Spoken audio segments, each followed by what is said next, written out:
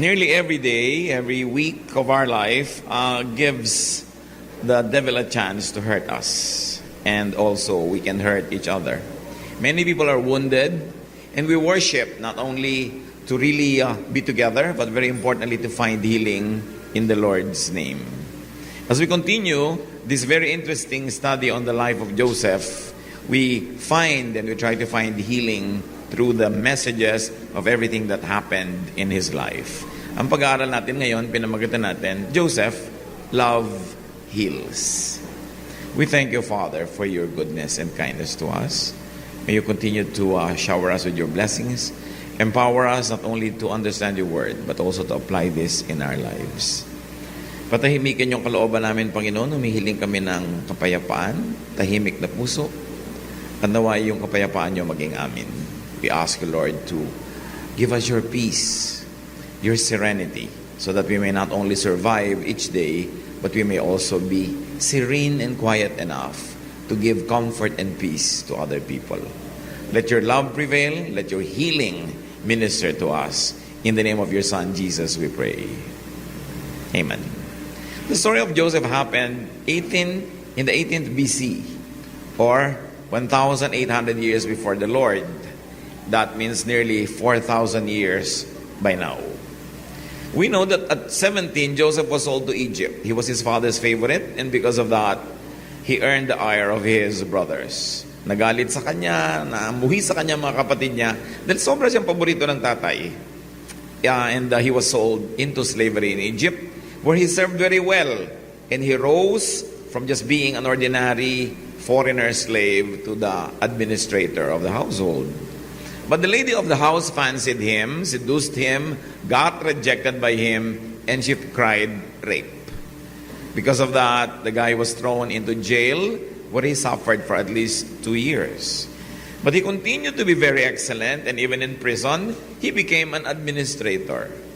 Talaga yata na pagkamagaling ang tao, kahit sa madalin, lulutang. People that are good, who are always committed to excellence, will always shine, no matter where you put them. And so Joseph went to the high rank of being administrator of the jail. And in this very interesting prison, which was really the prison where the servants of the Pharaoh and the people close to the Pharaoh, their servants are actually imprisoned when they displease their masters. So hindi mga hardened criminals yung nandito. Ang common denominator ng mga prisoners where Joseph went to prison was naglilingkod sila sa mga royals, especially the household of the Pharaoh. And he met two interesting people, the cupbearer and the cook of the Pharaoh. And then they had dreams. And Joseph interpreted those dreams, and the interpretation happened. Sinabi niya doon sa isa, lalaya ka after 3 days. And really, on the 3rd day, Pharaoh called him and he was set free. The other person was already given the death sentence. At sabi nito si Joseph, ibulong-bulong mo naman ako sa Pharaoh, sabihin mo naman, lakarin mo naman ako, kasi wala naman talaga akong kasalanan. But this guy who promised to remember him actually never remembered him in the next 2 years. But the Pharaoh had the dream, and suddenly this cupbearer remembered that there was a Hebrew back there in the prison who could interpret dreams. And the interpretation was so pleasing to the Pharaoh that he made Joseph governor. Alam natin yung kwento, pero mabuti na lang binabalik-balikan. No? Ang panaginip niya ng Pharaoh, nung in-interpret, there will be 7 years of plenty, and then followed by 7 years of famine. And because Joseph gave that very sound interpretation, the Pharaoh asked him to be governor. He said, since interpretation mo yan, you might as well implement a project that will save Egypt from hunger. At maganda yung pinlano niya. 7 years, they taxed the people 20% of their gross harvests. And they were able to have a lot of stockpile of food. And when the 7 years of famine actually happened, they were more than ready to meet the demands of the people in Egypt and also to be able to export a lot of food to the neighboring countries. So Joseph became governor. He became very prestigious. He had a very high society Egyptian wife and had 2 children. Now he was very established and one of the most distinguished personages in Egypt. Meanwhile, this hunger and famine also affected his home country.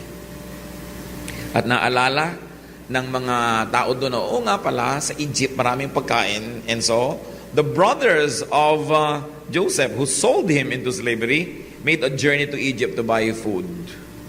At doon, na-meet nila si Joseph who was already the governor. Hindi nila alam na yun ang kapatid nila. Because Joseph was speaking to them through an interpreter. Wala silang idea. They were clueless. That the brother they sold to slavery, yung inapi-api nila, kinawawa nila, binotok-matukan nila na brother was now the governor that they were kneeling to. So nalaman nitong si Joseph na yung buhay pa ang tatay niya after all those years. At yung kapatid niya na bunso, na paborito niya, ay buhay pa rin. Pero naiwan dun sa Canaan, hindi kasama ng 10 magkakapatid na bibili ng grain.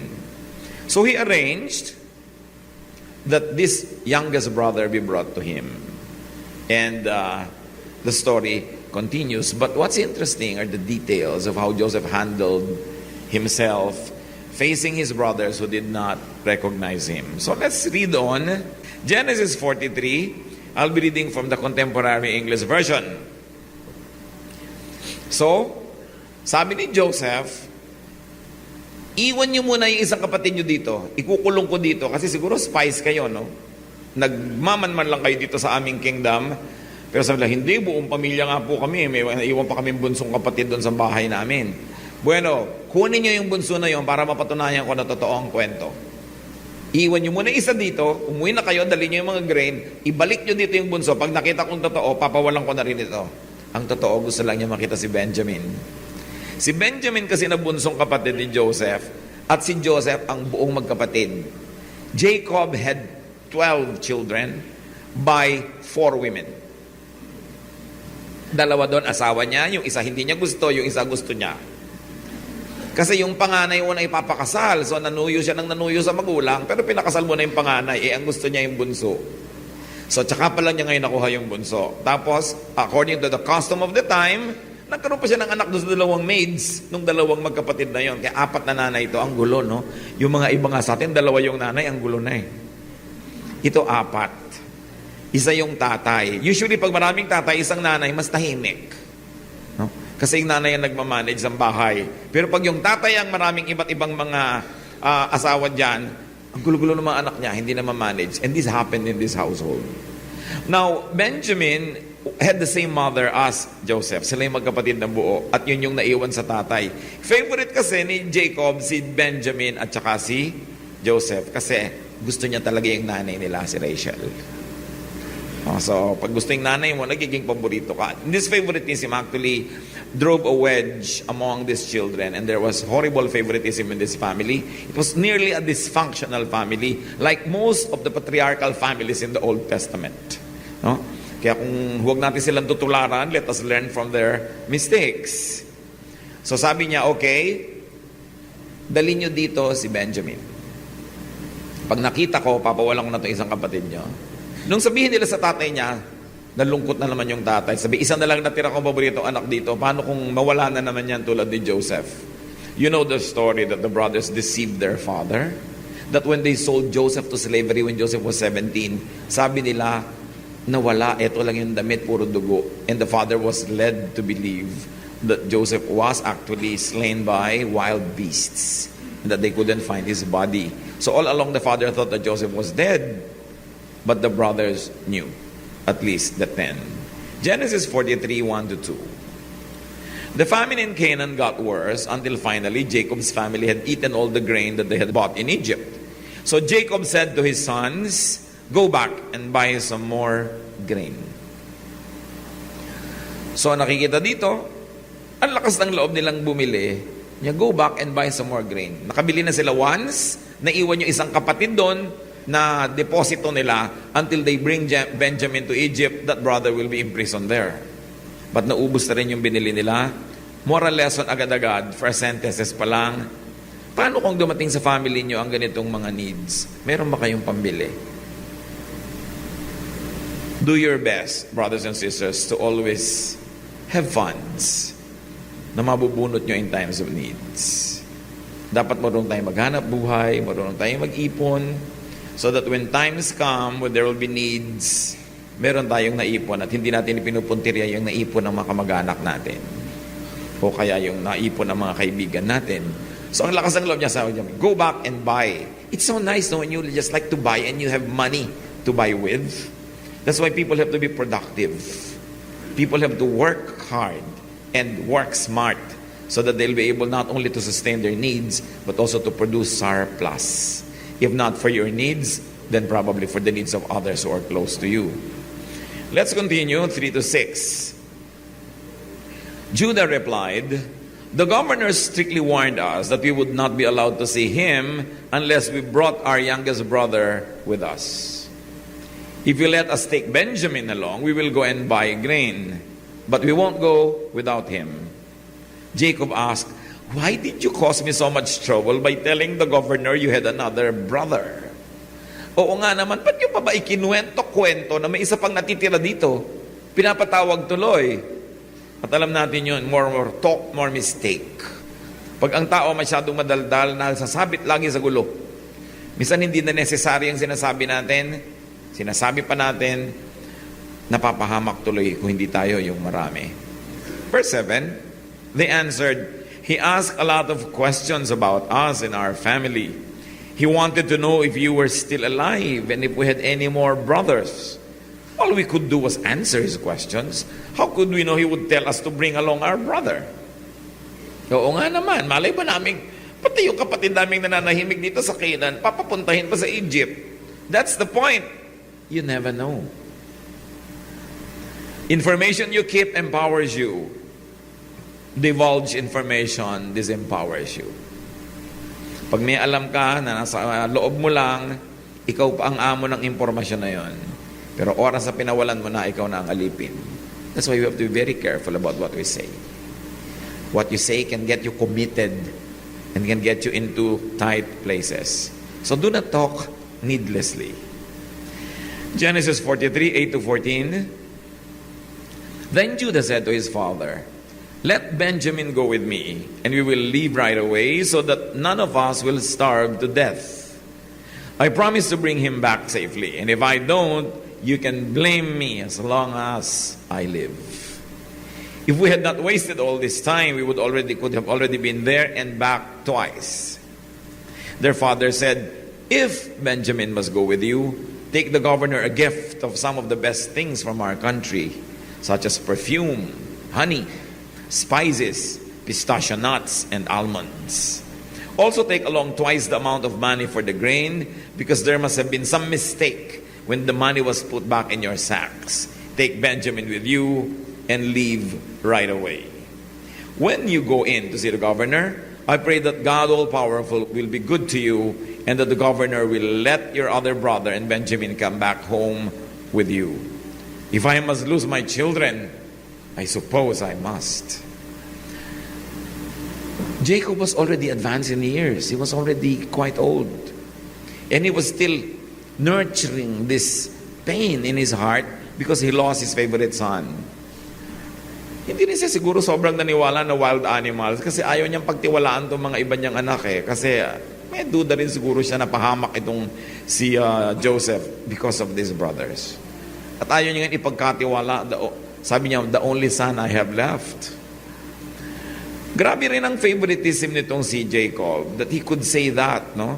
Sabi niya, pag si Benjamin wala pa, ikakamatay ko na yung lungkot na yan. Sabi niya, sige, magdala kayo ng mga regalo. Parang si Esther na alala natin, sabi niya, if I perish, then I perish. I'll just do what I must. There is this resignation, this faith in the Lord that was operationalized in facing a very, very grave threat. So sabi nitong si Jacob, if I must lose my children, then I suppose I must. So let's do what must be done. Take Benjamin with you. Pero sabi niya, don't forget to bring gifts as a sign of respect. Isa rin niya na very, very mild form of a bribe. Magregalo kayo. Ang magtataka ka naman dito sa tatay na to, yung mga 10 anak niya, nung pinadala niyo una, wala siyang pangregalo. No? Pero ngayong ang dala-dala na, itong si Benjamin, may pangregalo to soften the heart of the governor. Proverbs 17:8, A bribe works miracles, like a magic charm that brings good luck. Yung mga pagreregalo, yung mga pagiging thoughtful, marami yan talaga na ibibigay at na idudulot sa iyo na advantage. Be good at gift giving. Be a giver. Huwag niyo lang ito twist yung justice. No? Pero kung gusto niyo lang magkaroon ng positive disposition towards you, to be more open to you and kinder to you, why not bring a gift? No? Be nice to people. But Jacob say, pay, but to bring twice as much money. Nung nakaraang mga kwento, matapos silang bumili ng mga grain sa Egypt, pag uwi nila, nakita nila lahat ng perang ibinayad nila, bawat sako, nandun uli yung pera sa loob kasi pinasoli ni Joseph. Ganun siya ka-loving. But they did not know that Joseph was their brother. They did not know that Joseph was behind it. So sabi ng tatay nila, isoli nyo yung mga pera na dapat nasa kanila na, but na iuwi nyo pa, pambayad nyo na yan eh. So bring twice as much money to return the money that should have already been theirs, and then to purchase new supply. They were very honest people. And they wanted to do things quite correctly. Verses 15 to 18. The brothers took the gifts, twice the amount of money, and Benjamin. Then they hurried off to Egypt. When they stood in front of Joseph, he saw Benjamin and told the servant in charge of his house, take this man to my house, slaughter an animal and cook it so they can eat with me at noon. The servant did as he was told and took the brothers to Joseph's house. But on the way they got worried and started thinking, we are being taken there because of the money that was put back in our sacks last time. He will arrest us, make us his slaves, and take our donkeys. These brothers were paranoid. Sabi nila yung magnanakaw daw galit sa kapwa magnanakaw. Palibasa ang dami nilang ginawang dirty tricks nung araw. Ngayon iniisip nila sila naman yung gagantihan ng tadhana. As they say, evil men run though no one chases them. Kaya yung mga lalaking sobrang babaero, ano din yan? Mga lagi na lamang may duda sa mga sarili nilang asawa. Yung mga lalaking napakaraming mga naging girlfriend na pinagsamantalahan, ang hihigpit ngayon sa mga daughters nila at iniisip nila lahat ng lalaki sa balat ng lupa tulad nila. So, ganun. Pagka marami kang atraso sa mundo, hindi ka matahimik. Sila ganun. You can imagine that their devils were torturing them. Imagine what they did to their brother. Sold a brother into slavery and then told their father that he died and showed them this jacket of Joseph. They dipped in goat's blood, and the father was grieving all his life for a favorite son he thought to have died.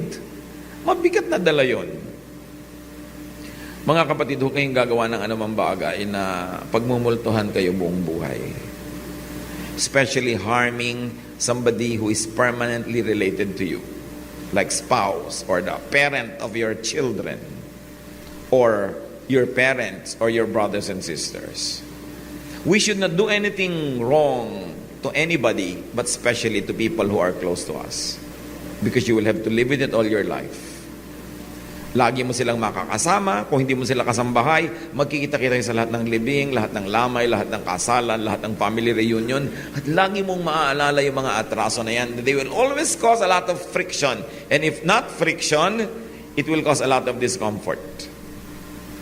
It is foolishness to harm anybody, but it's double foolishness to harm our relatives and our family members, because these are permanent relations. Like you cannot do anything to erase it. It's there. Kaya maganda itong mga storya nila David, bagamat mahaba akong binabasa, pero maraming lesson para sa atin. These lessons in family life. These lessons on how to deal with brothers. How do you deal with brothers who have sold you to slavery? Yan yung dilemma ni Joseph. Now that you're powerful, you're governor of Egypt, and they come to you almost begging because they're going hungry, what will you do if you were powerful like him? At ikaw naman, if you have done something so wrong to your brother and also against your father, how will you live with it? Marami sa atin hanggang ngayon nabubuhay sa guilt kasi may nagawa tayong mali nun pa. Minsan nalilimutan mo pag may party, pagka may masaya, may kwentuhan, pero naaalala mo rin madalas. How do you deal with that?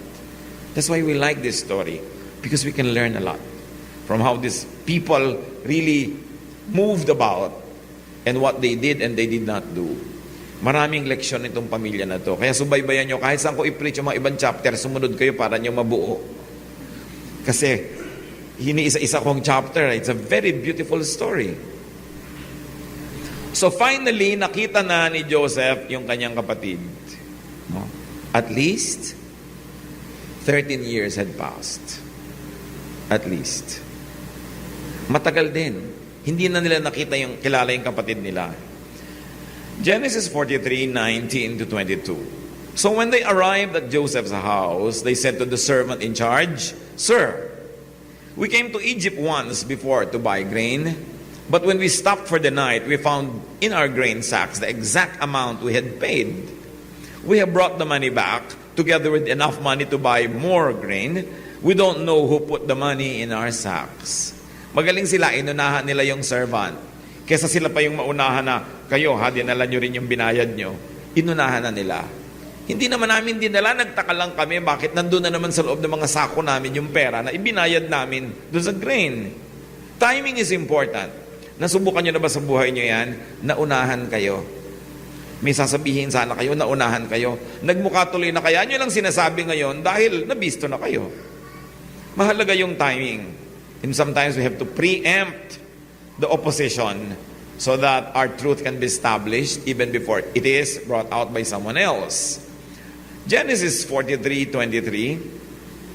"It's all right," the servant replied. "Don't worry. The God you and your father worship must have put the money there, because I received your payment in full." Then he brought Simeon out to them. Si Simeon yung naging deposito. May iwan dito yung brother nyo, mag-uwi ang kayo, bring the grain, and when you bring the youngest back, I'm going to release this one and also give you back your youngest brother. Apparently, the chief of staff is in the know. Alam niya yung nangyayari, alam niya yung ginagawa ni Joseph sa kanyang mga kapatid. Genesis 43:24 to 25. The servant took them into Joseph's house and gave them water to wash their feet. He also tended their donkeys. The brothers got their gifts ready to give to Joseph at noon, since they had heard that they were going to eat there. So they got a VIP reception. Mapalad kayo pag may mga kapatid kayo na nagiging successful, no? Kahit wala kang ginawa sa buhay, kakaroon ka ng VIP reception. Be thankful when you have a brother who makes it big. But when it does happen, bring him honor, not dishonor. Isa yan sa mga pinakamahirap na challenges sa third world country, so-called, tulad ng Pilipinas, no? Magsisikap ang isang member ng family, aasenso siya, yayaman, sisikat, tapos lahat ng kamag-anak niya, jologs.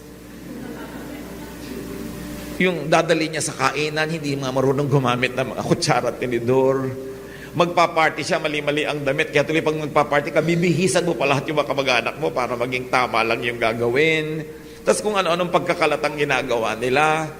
Pag meron tayong kamag-anak, mahal sa buhay, kapatid na umaasenso, sabayan naman natin.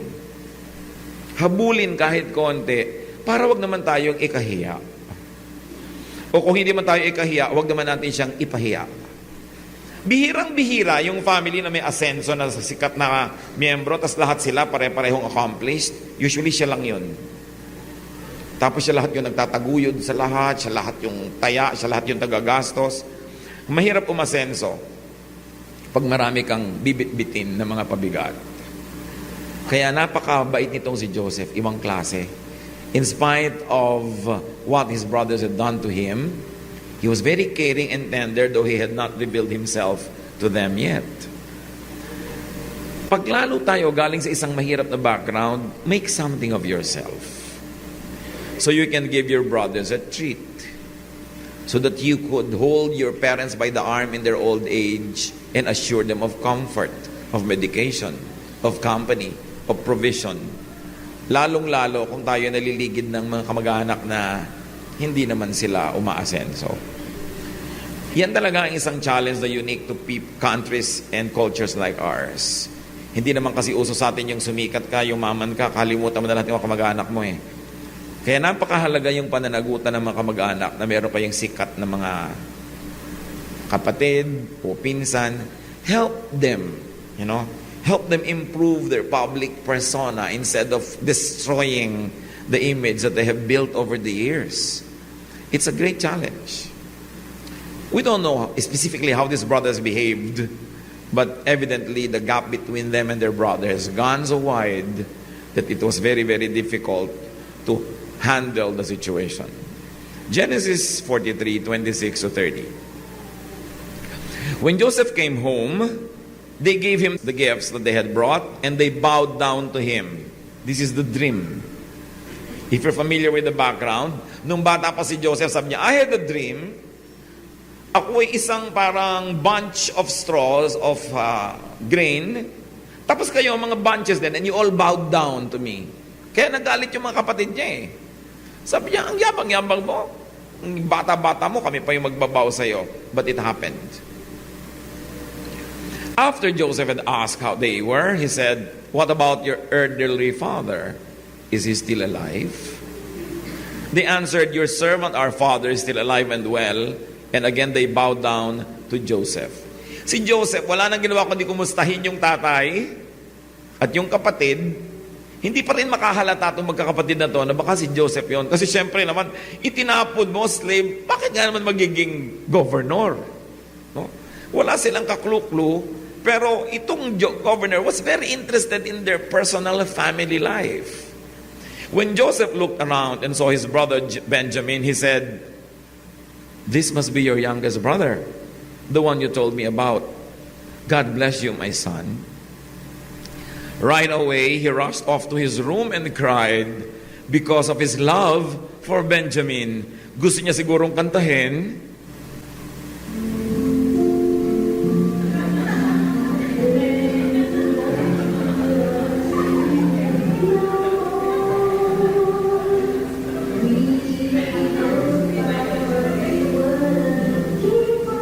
yan yung magkapatid na buo eh. Di ba? Talagang madramatic. The governor could not hold his tears. He ran into a private room and shed his tears there.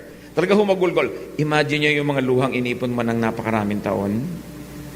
Yung mga sama ng loob na hindi mo na ibulalas. Yung pananabik mo sa kapatid mo that your arms ache to embrace him. Then all of a sudden he's there and you could not even do what your heart tells you to do. Moral lesson, lalo sa mga macho, cry. Cry when you feel like. It's good for you. It could save your life. Bakit ba unang namamatay ang mga lalaki kaysa mga babae kadalasan? Diba? Because in our culture and in many cultures around the world, boys are forbidden to cry. Kang iyak, lalaki ka. Kaya ikaw naman, galit na yung panga mo, talagang gusto mo lang sumabog, nagpapakaganyan ka pa yan, bloom, namatay ka na lang, heart attack. No? Mabuting umiiyak kasi according to studies, the lacrimal glands collect toxins from your blood, from your body, from your muscles, and then bring them out through the tears. There are laboratory studies of tears, ando lahat yung toxins ng katawan. You notice this, when you have a good cry, sino sa inyo dito mga palaiyak? Huwag na kayo magtaas ng kamay. Kilala nyo na sa sarili nyo. Pagkatapos yung magngangalgal sa gabi, di ba? Ang sarap matulog. Himbing na himbing ang nagiiyak. It is one art, one skill that many men have to relearn, to cry. The best men in the Bible cried at the right moments. Here, Joseph cries. Even the Lord Jesus wept. There's nothing shameful about crying. Basta tama lang sa lugar. At hindi sana naman sa mga soap opera na ang tatay mo nag-iiyak sa harap ng TV dahil naaapi si Maricel Soriano. But here you see that love really is great. Mapalad yung marunong magmahal. Sino mas mapalad dito? Yung mga kapatid o yung si Joseph? Joseph was full of love. Sa biglang tingin siya yung naapi, pero hindi naman talaga siya ipinaapi ng Diyos. Kung sinubaybayan nyo yung kwento ni Joseph, we never find him bitter. He only got better. He had all the reasons to be bitter. You were the favorite of your father. You have this multicolored jacket. And then suddenly you're abducted by your own brothers, thrown into a dry well, and if that was not enough, you are sold into slavery in some foreign land at 17. Okay, so you become a slave. Instead of brooding, instead of being angry with the world, sa halip siya mag-drugs o maglasing o magrebelde, he worked very well. He was noticed. In no time at all, he was the administrator of one of the great houses in Egypt. He was trained to deal with aristocracy, with the nobility. He was trained on the finer points of housekeeping, of serving at tables. He was really being prepared for greatness. Pero hindi niya halata yun nun kasi he was just a slave. And then after having been a good slave, the lady of the house fancies him, this good girl with bad habits, no? Suddenly would gaze upon him and ask him, go to bed with me. Joseph refused. He was all 27 when that happened. You know, katanghali ang tapat ng buhay mo, kainitan ng iyong dugo. Heto itong babae na amoy lotus. Siyempre, yun ang pabango doon, mga katas ng lotus. Ano pa kaya? At laging painted and made up, these Egyptian women. Tapos wala naman lagi yung asawa, laging may duty because he was a captain of the Pharaoh's guard. It was so convenient. And Joseph would say no all the time. And for saying no, he got into jail. The woman said, gusto niya ako i-rape. Hindi naman siguro naniwala yung asawa kasi kung talaga naniwala, ipinapatay na ni Joseph agad-agad. Pinakulong lang. No? Baka may track record si Mrs. Potiphar. Kaya medyo pinagbigyan lang, kinulong si Joseph, hindi naman pinatay. Pero ikaw, for having been a good employee, may kukulong ka, dapat punong-puno ka na ng bitterness. Diba? Pero hindi pa rin gano'n na nangyari. Nagsikap siya na maging mabuti doon sa preso. Naging administrador na naman doon. Tapos ngayon naging governor of Egypt. Pero at any stage in his life, kung ang pinairal niya mga kapatid, bitterness, anger, hatred, he would have not gone far. Because anger is like acid. It destroys its container more than the person for whom it is being stored. Anger will destroy you. Masisira yung diskarte mo sa buhay. Magagalit ka, mawawala pa yung blessing ni Lord. So, napakabuti ng kalagayan ni Joseph. Hindi kasi siya nagtanim. Ba't natin pinag-aaralan? Because there's a Joseph in each one of us. Lahat tayo nakaranas siguro na ma-ignore, maapi, at various degrees. We suffer injustice. Gumagawa tayo ng mabuti, pangit pa yung sinusukli sa atin ng mga tao. Learn from Joseph. Don't be bitter. Keep getting better. Yung nagagalit, yung nagtatanim ng galit, yung namumuhi, talo. One, the favor from the Lord leaves you. Genesis 43, 32 to 34. Joseph was served at a table by himself, and his brothers were served at another. The Egyptians sat at yet another table because Egyptians felt it was disgusting to eat with Hebrews. To the surprise of Joseph's brothers, they were seated in front of him according to their ages, from the oldest to the youngest. They were served food from Joseph's table, and Benjamin was given 5 times as much as each of the others. So Joseph's brothers drank with him and had a good time. Talagang mga mapapalad na kapatid. Here, love prevailed over anger. At nagpaparamdam si Joseph. Medyo pasaway ditong Joseph na to no? In-arrange niya yung mga kapatid niya, ang seating arrangement according to age. Parang si Gloria Diaz nung lumaban sa Miss Universe noong 1969. Natatandaan nyo? Marami kasi siyang kapatid, 10 or 12 yata. Tinanong nung MC, Miss Philippines, you have 10 or 12 brothers and sisters. Can you name them all now? Alam niyo sabi ni Gloria Diaz? Alphabetically or by age? Nawala ng poise yung MC. Sabi niya, any which way you like, Miss Philippines. So ito naman, inayos niya by age. Nagtataka yung mga tao, ba't ganito yung arrangement namin? It was Joseph. No? His sense of humor. So Joseph was able to do good to his brothers because of his love. Meron ba kayong mga kapatid Ang tanong, mahal nyo ba? Yung pagka nakita nyo, matagal nyo hindi nakita, nakita nyo doon, yung mapapaiyak ba kaya kayo? Kung minsan, pag nakakita ka ng mga magkakapatid na sobrang magmahalan, halos mainggit ka kasi ang sarap. No? Pero syempre, may premium yung pagmamahal. May cost yan. But it's always nice to love our family members. His love empowered him to forgive them even before they met him face to face. Nung unang dumating sa Egypt ang magkakapatid na ito, hindi natin alam kung sinasadya ni Joseph yon, pero maaring nabigla din siya. Pero bakit hindi siya naghiganti? Kasi matagal na niyang pinatawad. Kayo ba may galit sa mga kapatid niyo na hanggang ngayon daladala niyo pa? Bakit? Kasi nung high school, kayo dapat ang muse ng basketball team, tapos siya yung nakuha. Tapos galit ka sa sister mo all your life. Huh? O kaya yung isang kapatid mo, laging paborito ng nanay mo. Pag meron kayong bangus, kanya yung tiyan, sa'yo yung palikpik. Hindi ba may mga nanay na abnormal, gano'n, sobrang may favoritism? Yung obvious na obvious. Tapos yung kanyang kobre kama, canon, sa'yo Bimeg feeds. Dahil may poultry kayo. Ang dami natin kanya experiences. Dala nyo pa ba hanggang ngayon? Kasi kung dala nyo pa, dinala kayo dito ni Lord, kasi iwan nyo na yung dapat dito. You must get on with life. Hindi kayo pwedeng mabuhay na merong itinatanim na galit sa sarili nyong dugo. Maapektuhan yan. Pag magkakaaway kayo magkakapatid, pati mga anak nyo at anak nila, yung magpipinsan, sila man, mamanahin nila yung mga gulo na yan. Hindi na matatapos. Generational rifts. We've got to end this. The Lord wants you to be healed. That's why we're going back to this 4,000-year-old story. Kasi ang katotohanan niya hanggang ngayon, totoo pa rin. May mga magulang talaga na hindi marunong magpalaki ng anak. Ngayon, kung kayo yung naging victim ng favoritism, anong gagawin nyo? Magagalit kayo all your life and continue to be victimized? Or you will set yourself free? You will say, okay, that was wrong, the way my parents acted, but I cannot live in the shadow of that mistake. I'll have to get out of that shadow.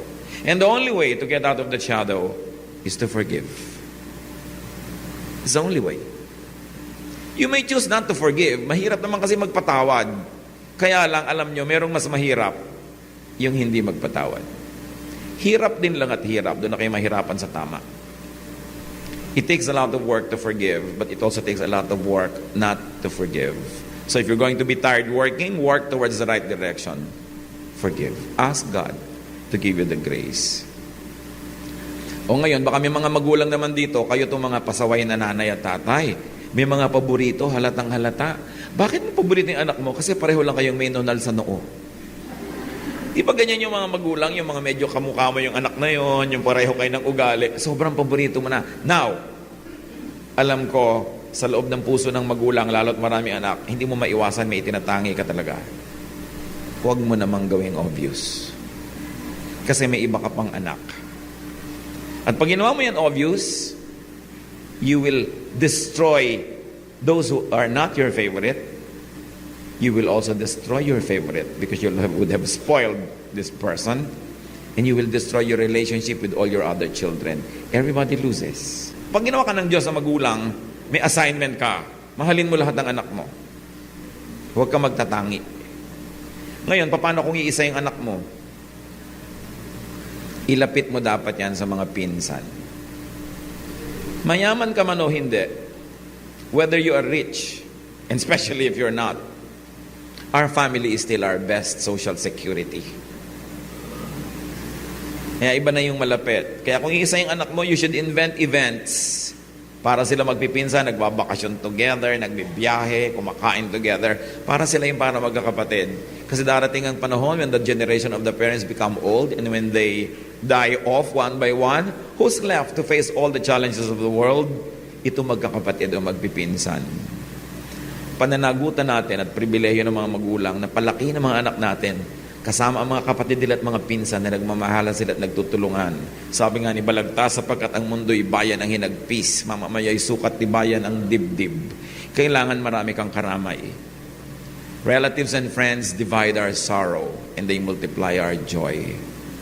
So meron tayong pananagutan din sa isa't isa.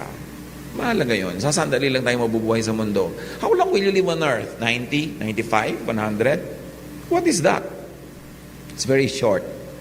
And it's made even shorter when we're angry. Yung mga tawang hindi natin naitawa, mga regalong hindi natin naibigay o natanggap, mga parting hindi natin napuntahan o hindi natin inorganize, bawas lahat yon sa quality of our life. Kaya mahalaga marunong ka magpatawad. So balik tayo, sino kaya dito yung mga biktima ng favoritism? Magpatawad na kayo ngayon. Tama na. Nahirapan na kayo, baka nakaganti na kayo, nakapag-ignore na kayo, it's enough. Vengeance is the Lord's, not ours. At hindi lang yon, kung kayo naman yung naging paborito, mag-make up naman kayo doon sa mga kapatid nyo na sobrang nalugi dahil kayo na lang lagi ang paborito ng magulang ninyo. Ipakita nyo rin na hindi nyo naman yung kayo sang-ayon doon sa naging favoritism na yon. Show your other brothers and sisters that you are not totally in agreement with the way your parent or parents have been mistreating them para maipakita nyo yung love ninyo. At kung kayo yung magulang, review the way you deal with your children. Favoritism destroys many people. Ang mga bata kasi wala silang ambisyon kundi ipakita sa magulang yung accomplishment nila eh. Kaya nakakatawid lang ng konti, look ma, look pa. Pero pagka hindi ka nakakaganon kasi ayaw kang tingnan ng nanay mo. Diba? Lagi na lang ang paborito niya ang tinitingnan niya. It destroys people. And once you are destroyed at childhood, usually you are scarred for life. But let's thank the Lord because of the blood of Jesus we can have renewal. We can become a new person. Anyone who is in Christ is a new creation. He is a new person. The old is gone. The new has come. That when we accept Jesus into our lives, things change. We begin a new life. And therefore, you begin by forgiving. And then you get on by loving and loving more para yung buhay natin makabawi tayo sa mga kulang. Yun ang so far ang matututunan natin sa hindi pa tapos na kwento na ito. Hatred, anger, and bitterness afflict all of us. Love heals. Kaya mahalaga, tinuturuan natin yung mga magkakapatid to love one another. Alam nyo kung anong pinakamabuti yung maipapamana sa inyong mga anak? Yung sila nagmamahalan. Kasi mga material na pinapamana natin, it's not always a guarantee. In fact, kahit marami nun, it doesn't guarantee that they'll be happy. But what thing is sure in life, people will face problems. These young people who get married, some of them will separate, some of them will divorce, some of them will quarrel with their husbands and wives all their lives. And who do they run to if they don't have a brother or a sister, or a cousin, or a friend? Kung hindi natin sila naturoang makipagkapwa, makipagmabutihan, sinong dadamay sa kanila sa mga panahon na yun? O ang bait-bait ng napangasawa mo pero biglang namatay, na byuda ka bigla, sino ka naman kakapitan mo habang may libing? Ang mga kuya mo, mga ate mo, mga anak mo rin. Kung naliligo ka ba sa isang swimming pool, bubuhusan mo yun ng poison yun? No, because you swim in that water. But many people poison their own homes with favoritism, with unfaithfulness, infidelity, with unkindness. But this is your home. And no matter what, kahit sa ka makarating sa buhay mo, yun at yun ang uuwian mong tahanan. So mahalaga, inaayos natin yung family life. Learn from this dysfunctional family. Parents, teach and train your children to love each other. It's one of the greatest legacies that you can give them. And then, as we have said, if you have only one child, connect your solo child to his or her cousins. Or make sure that you guide them to have great and good friendships. It's important to be surrounded by people who are supportive and also people that we support. Elders, model love. Pausuhin ang love sa family. Lalo yung mga elder brothers and sisters. Pag naging selfish kayo, naging makasarili, you model selfishness and you model greed, the younger brothers and sisters will copy that. Kaya ang ganda, napakapalad kayo pag ate, kuya, yung mga naunang mga kapatid, ang babae, they set the tone how the family will live. Marami sa atin mga potential maging Joseph. Be good, be excellent, so that you can save your family from hunger and need. Hindi naman ipinadala ng Diyos si Joseph para lang siya ang mag-enjoy mag-isa sa Egypt Pinadala siya doon para kung napatibay na niya yung sarili niya, tutulungan niya yung kanyang mga kamag-anak na nagugutom sa Canaan. Hindi tayo umaasenso para lang sa sarili. Hindi tayo yumayaman o sumisikat para lang sarilinin yung mga benepisyo noon. Mayroon din tayong misyon, mga kapatid natin, mga mahal natin sa buhay. Ngayon, ang dapat nasabihan niyan, yung mga nagsasucceed, hindi yung mga lagi nangihingi na, kuya, may misyon ka, kaya ka nagsucceed. Hindi ganun. Ang dapat nagsasabi nun yung kuya, mission ko kayo, binovolunteer niya. Pero yung humihingi, wala kayong karapatang sabihin yun. Para nyo i-blackmail yung mga nagsucceed na duty niya ngayon na angatin kayo. As I have said, ang hirap umasenso sa bayan na to kasi ang daming hihila sa iyo pababa. And usually kamag-anak mo yun. Pag meron kayong matagumpay na kapatid, be thankful and respect members of your family who have distinguished themselves. Meron kasi mga pinsan, pag sumikat ka, kapatid, naging sikat ka, gusto nila ibalik ka doon sa childhood na pantay-pantay lang kayo. Kaya di ba sa pamilya, tuwang-tuwa tayo na, alam mo, kahit sumikat yan, hindi siya nagbago. Pwede bang hindi magbago ang tao? People change. And if you really love somebody, you will respect that change. Sabi mo, ang arte-arte naman tong pinsan ko na to, naging governor lang pa, appointment pa tayo ngayon.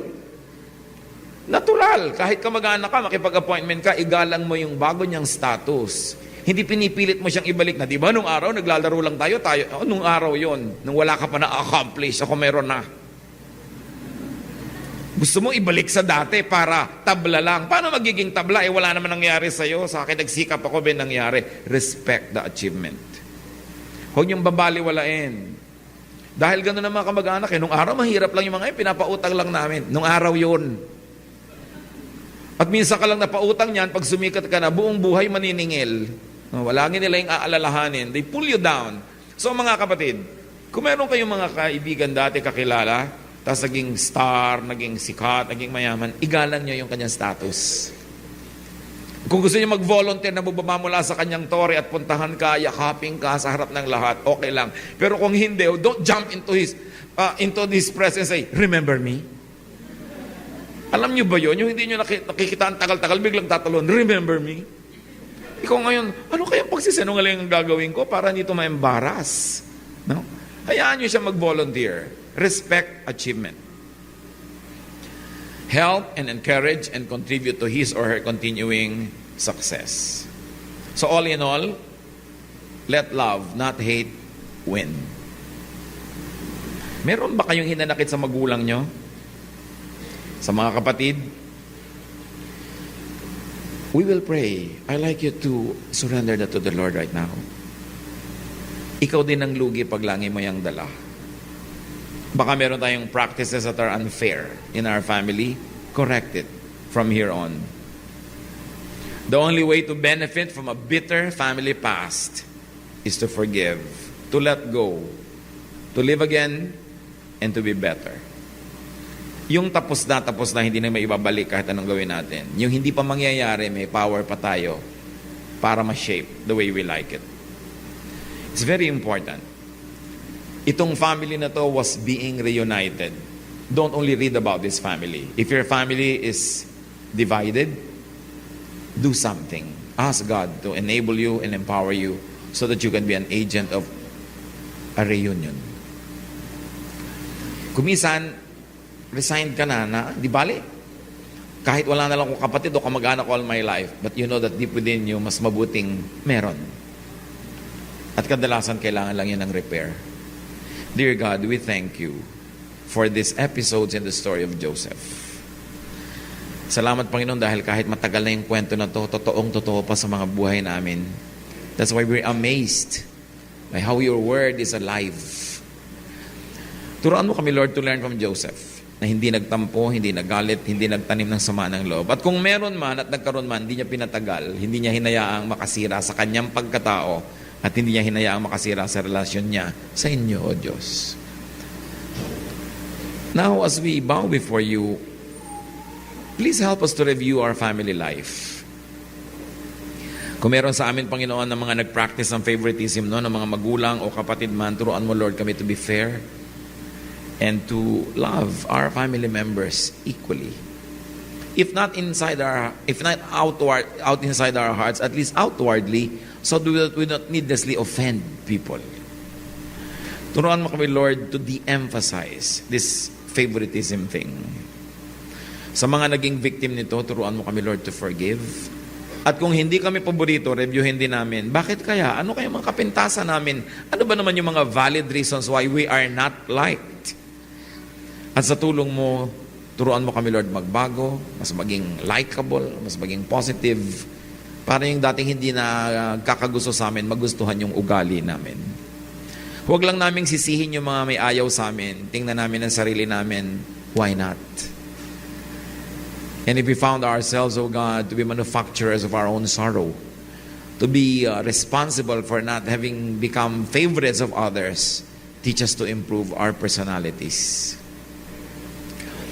Turo mo sa amin, Panginoon, kung paano itutuwid ang mga nakaraan na at ngayon, sa lahat ng hindi naging fair sa amin, ng api na nakit, Lord, give us the power now to forgive. Mga kapatid, let's continue to bow before the Lord in silence. And I like you to think of people that have hurt you. People who have caused discomfort or pain.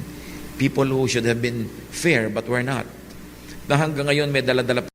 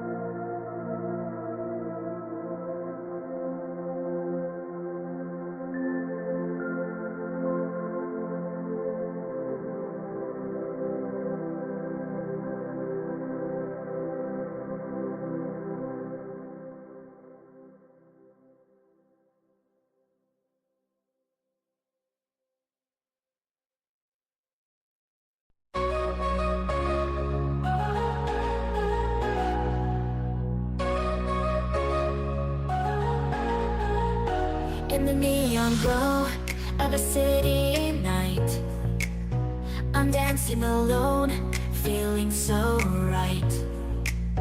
With a heart full of dreams and a soul on fire, I'm chasing the stars with a sweet desire. Emotions running high, like a tidal wave. In this 80s rhythm, I'm here to stay.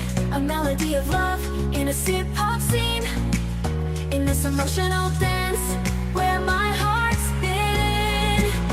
Oh, I'm lost in the music, in this poppy dream, with a catchy tune that I can't quite see. Sweet female voice in the 80s light, in this emotional song where dreams ignite. Through the mirror ball and the disco lights, I find my rhythm in the starry nights. Echoes of the past, they whisper sweet. In this hip-hop world where the beat repeats. Emotions running high, like a tidal wave. In this 80s rhythm, I'm here to stay. A melody of love in a hip-hop scene. In this emotional dance, where my heart's been. Oh, I'm lost in the music, in this poppy dream, with a catchy tune that I can't quite seem. Sweet female voice in the 80s light, in this emotional song where dreams ignite. In the heart of the night, where the synths play, I find my rhythm in the 80s way. A sweet surrender to the poppy beat. In this emotional moment, where my heart skips a beat.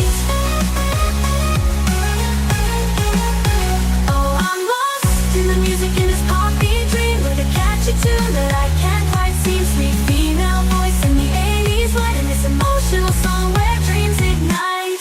In the 80s glow, where the night never ends, I sway and twirl with my sweet poppy friends. In this hip-hop world where the melodies blend, I find my place